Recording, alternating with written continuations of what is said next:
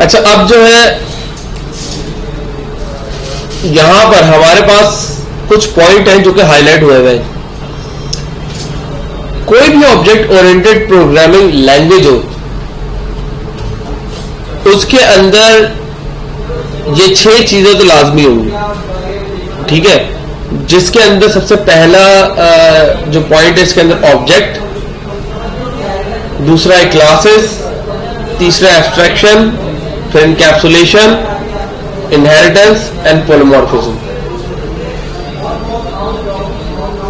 जो जो लैंग्वेज अपने आप को as a object oriented programming language कहती है, वो लैंग्वेज इन चीजों पे बेस करती है।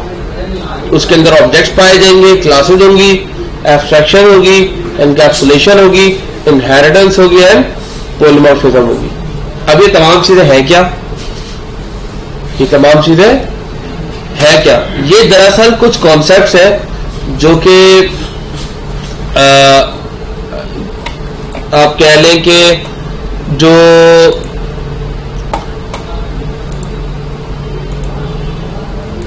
आप इन तमाम चीजों को फॉलो भी कर रहे होते हो। ये कोई नई चीजें नहीं है ऐसी जो आप पहली मर्तबा सुनोगे, लेकिन इस चीज को हमने प्रोग्रामिंग के अंदर इंप्लीमेंट कर दिया है।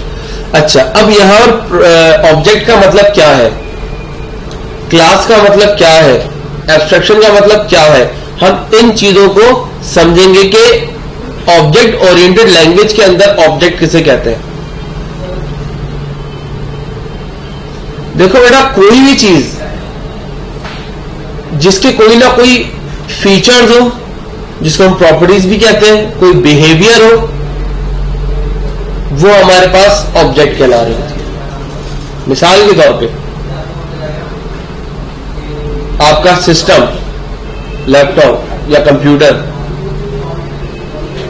इसके फीचर्स क्या है कि इसकी हार्ड ड्राइव इतनी है, इसकी रैम इतनी है, इसकी प्रोसेसर इतना है। इसका बिहेवियर क्या है कि ये आपको स्क्रीन पे डिस्प्ले दिखा रहा है, आपका काम कर रहा है, आप उसमें सॉफ्टवेयर चला रहे हैं, ठीक है। तो ये आपके पास दूसरी एग्जांपल आप ले लें कार की। कार के फीचर्स क्या है, कार का कलर क्या है, कार का नाम क्या है, कार का मॉडल क्या है। जबकि कार के बिहेवियर क्या है कि कार चलती है, कार रुकती है, ठीक है, कार में ये जो है ऑटोमेटिक है या क्या है, ठीक है, या जिस तरीके से उसका जो जो बिहेवियर है उसके, ये तमाम चीजें जो है कार को ऑब्जेक्ट बना देते हैं। यानी कि हर वो चीज जिसके अंदर कुछ कैरेक्टरिस्टिक्स हो और कुछ बिहेवियर्स हो, ये हमारे पास ऑब्जेक्ट कहलाती है। तो अगर इस चीज को हम देखें तो क्या हम खुद भी एक ऑब्जेक्ट नहीं है?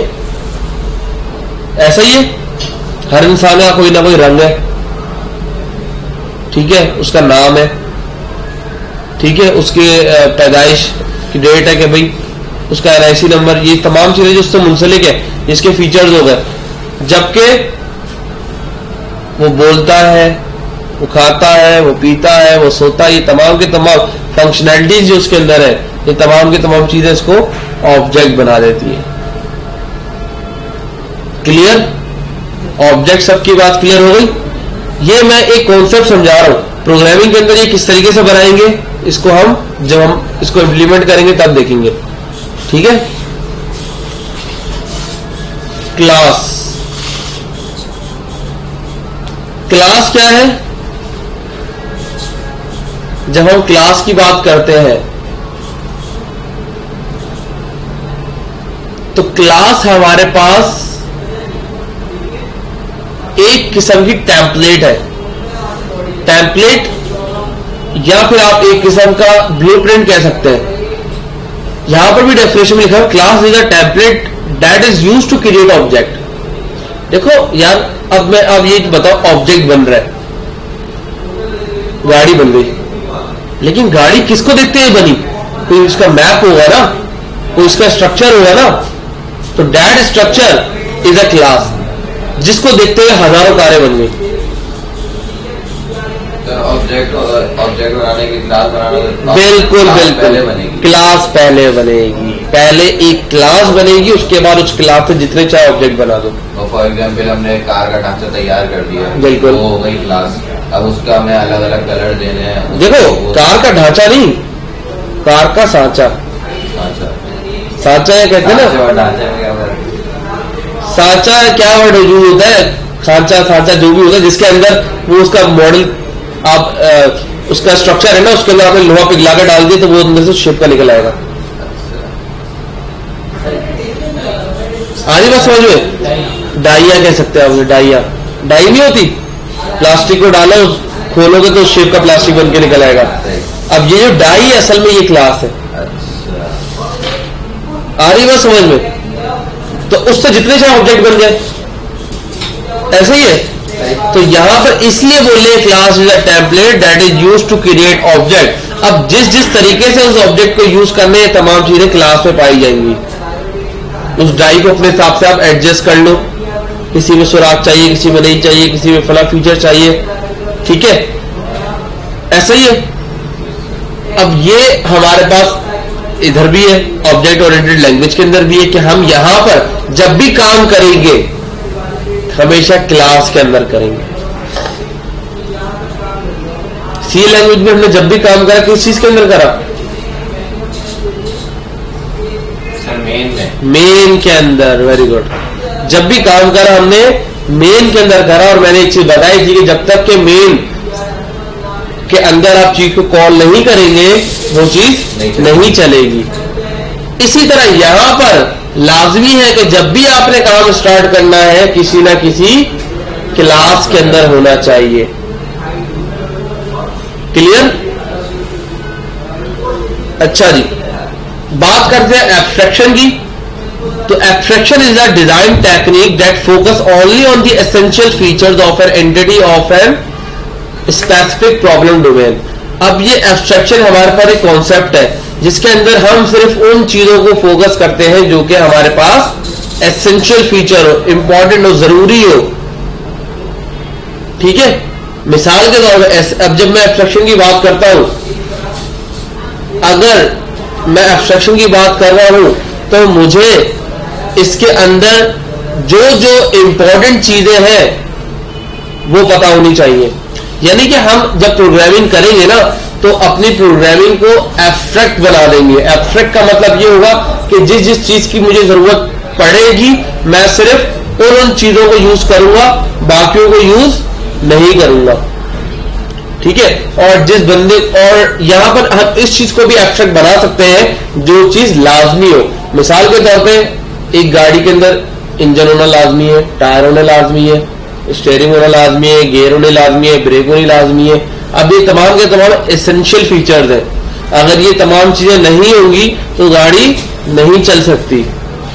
आ रही बात समझ में? तो हम इन चीजों को एब्स्ट्रैक्ट बना लेंगे कि जब भी हमने कार बनानी है तो ये तमाम चीजें लाजमी हमने यूज करनी है।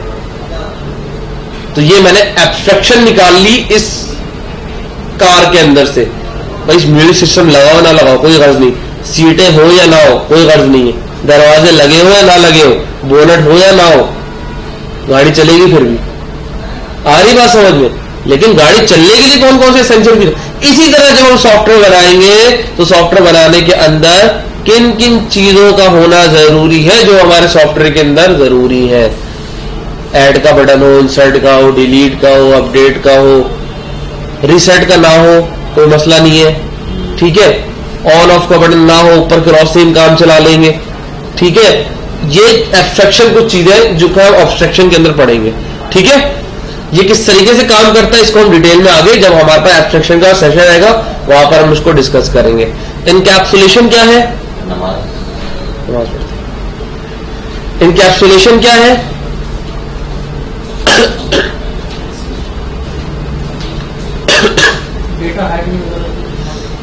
बिल्कुल, डेटा हाइडिंग। Data hiding. अब यहां पर इनकैप्सुलेशन का मतलब क्या है? इनकैप्सुलेशन का मैकेनिज्म, ये एक मैकेनिज्म है जो कि डेटा को कंबाइन करता है and implement detail into a single unit called class. एक ही क्लास के अंदर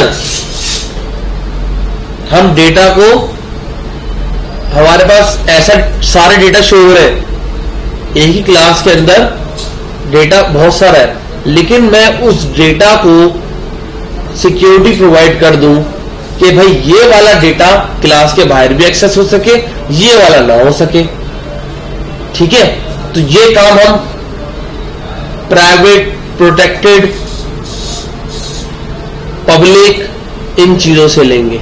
ठीक है, तो इस चीज को भी हम जो है आगे देखेंगे। प्राइवेट और प्रोटेक्टेड में क्या फर्क है? ये मैं बताऊंगा आगे, इनकैप्सुलेशन का पूरा सेशन आएगा, उसके अंदर एक एक चीज बताऊंगा। ठीक है, लेकिन अभी के लिए इतना समझ लो, इनकैप्सुलेशन का मतलब ये है कि एक क्लास के अंदर बहुत सारी चीजें हैं।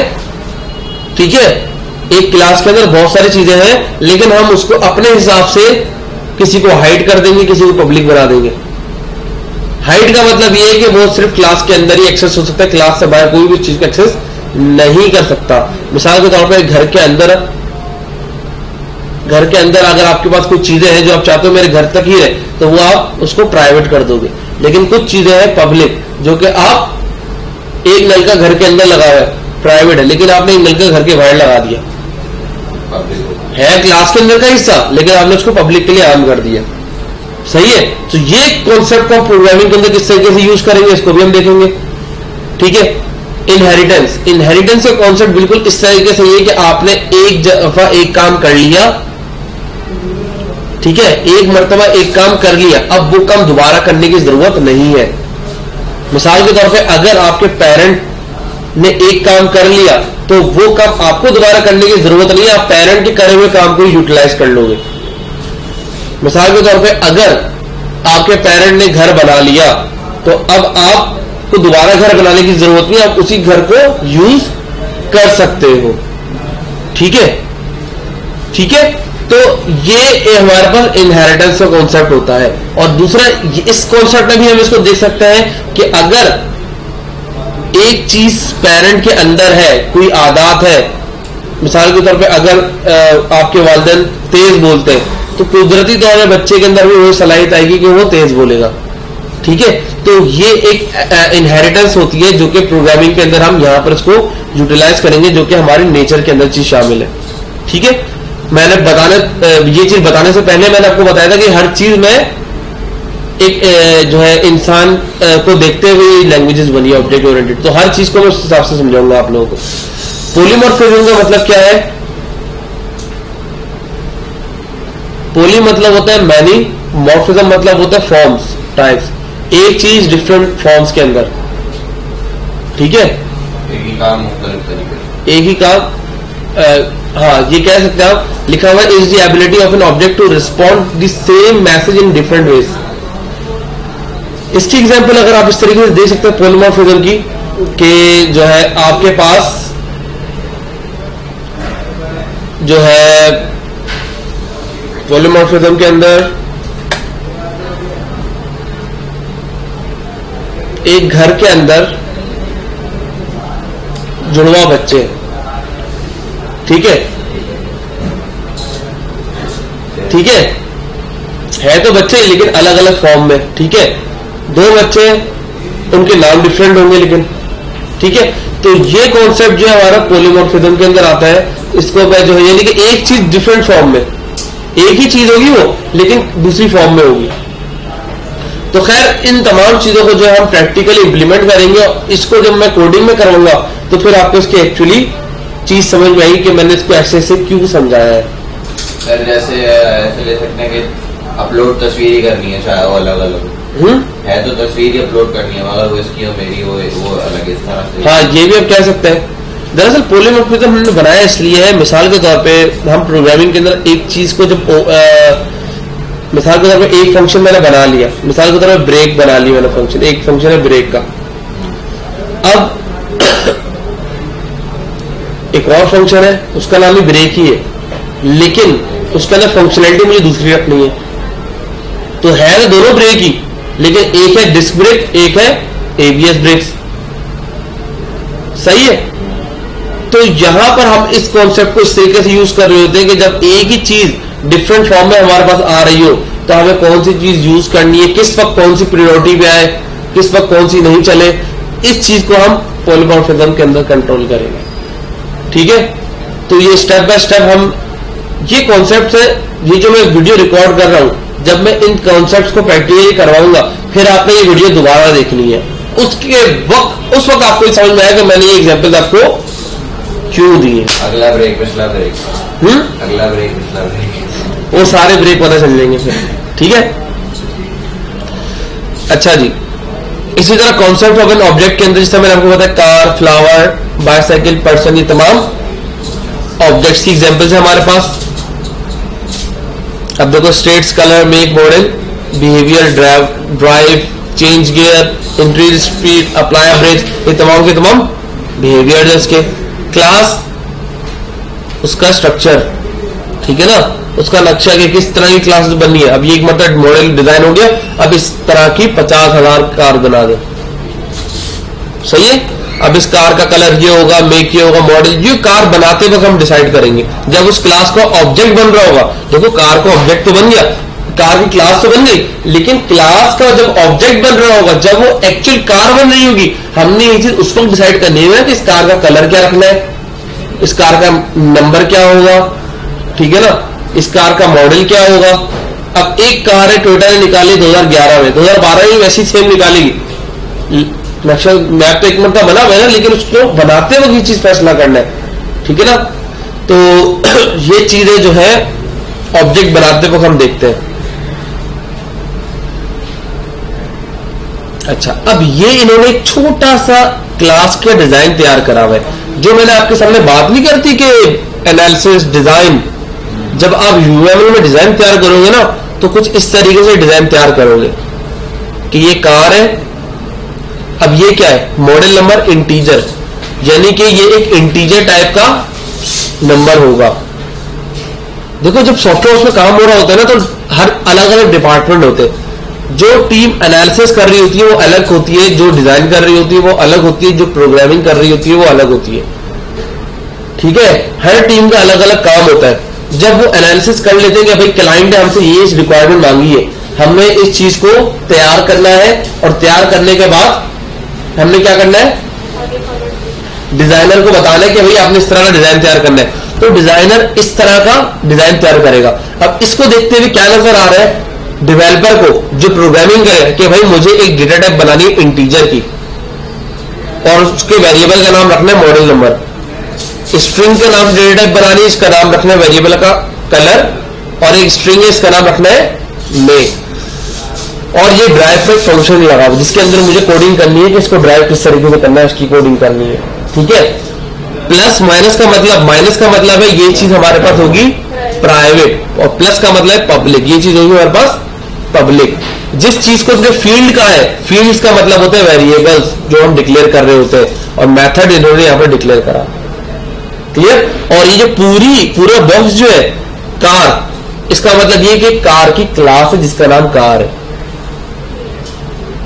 सही है। तो यहां पर इस चीज को मेंशन कर रहे हैं कि भाई जब कार का एक ऑब्जेक्ट बन रहा है ना, तो कार का कलर उस वक्त हमने असाइन करना है, कलर रेड रख दो, मेक टोयोटा, मॉडल का नाम सिलीसा वगैरह जो भी रखना है इसका आप रख सकते हैं। तो यहां पर एक डिफरेंस बताया हुआ कि क्लास और ऑब्जेक्ट के दरमियान जो मेन डिफरेंस है वो क्या है कि class is a conceptual model, object is a real thing. Class describe an entity, जबकि object is the actual entity. Class बताती है यानी कि भाई ऐसी एंटिटी बनेगी, जबकि ऑब्जेक्ट वो खुद एंटिटी है जो बन चुकी है। Class consist of field, data member and function, जबकि object is a instance of a class, ठीक है। क्लास के अंदर फील्ड्स होती है कि भाई ये चीजें हैं, जबकि ऑब्जेक्ट क्या है, उस क्लास का इंस्टेंस है। इंस्टेंस का मतलब क्या है कि उस क्लास की कॉपी बना दी हमने एक और, ठीक है ना, उसी क्लास को देखते हुए।